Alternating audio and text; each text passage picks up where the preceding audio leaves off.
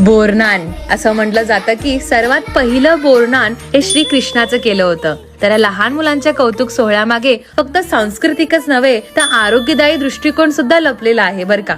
पूर्वीच्या काळी मुलं 1-1.5 वर्षापर्यंत घरातच असायची. वर्ष पूर्ण झाल्यावर समाजात आणण्याचा हा पहिला मोठा समारंभ असायचा. बदलत्या ऋतूशी जुळवून घ्यावं म्हणून बोरं, ऊसाचे तुकडे, हरभरे, चिरमुरे आणि बऱ्याच गोष्टींचा समावेश या सोहळ्यात केला जातो. आणि पौराणिक कथेनुसार असंही म्हणलं जातं की करी नामक राक्षसाच्या वाईट दृष्टीपासून लहान मुलांचं रक्षण करण्यासाठी ही प्रथा सुरू झाली. त्यामुळे लहान मुलांना कृष्णाचं रूप मानून त्यांचं कौतुक केलं जातं. सोहळ्या दिवशी घर सजवलं जातं.